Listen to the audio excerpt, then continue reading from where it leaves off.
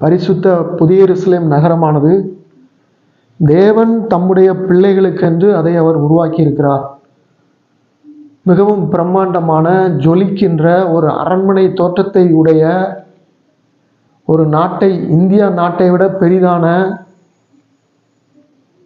4 பக்கங்களும் சமமாய் காணப்படுகின்ற ஒரு தேசமாக பரிசுத்த புதிய எருசலேம் நகரம் திகழ்கிறது. அந்த தேசத்திற்குள் நீங்களும் நானும் பிரவேசிக்க முடியும். இன்னும் நாம் தொடர்ந்து இதை தியானித்தோமேயானால், ஒரு வீட்டு உரிமையாளரின் வெளிப்புற கதவிலே, வெளிப்புற வாசலிலே அந்த வீட்டு உரிமையாளருடைய பெயர் எழுதப்பட்டிருக்கும்.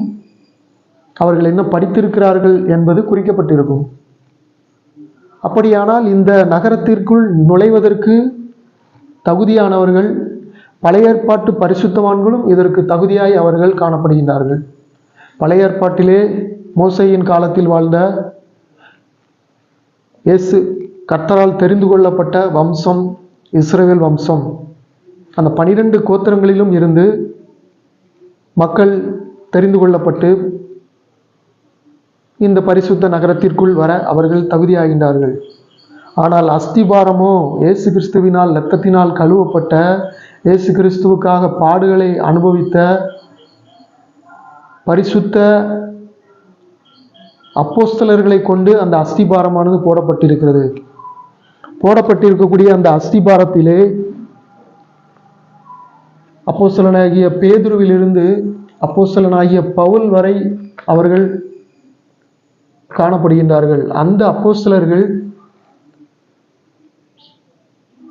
அஸ்திபாரமாக பரிசுத்த எருசலேம் நகரத்திலே போடப்பட்டிருக்கிறார்கள். தங்களுடைய இரத்தத்தை சிந்தி அப்போஸ்தலர்கள் கிறிஸ்துவின் நாமத்திற்காக அவருடைய சுவிசேஷத்தை அறிவிக்க வேண்டும் என்பதற்காக பலவிதமான கொடுமைகளை எல்லாம் அனுபவித்து, தங்களுடைய இரத்தத்தை சிந்தி, தங்களுடைய உயிரை விட்டு கர்த்தருடைய நாமத்தை அவர்கள் உயர்த்தினார்கள். கர்த்தருடைய வசனத்தை அவர்கள் உலகமெங்கும் கொண்டு சென்றார்கள். அவர்கள் பட்ட பாடுகள் ஏராளம். அதன் பிற்பகுதியிலே அப்போஸ்தலர்கள் மூலமாக வந்த ஒவ்வொரு விசுவாசிகளும், ஒவ்வொரு ஊழியர்களும்,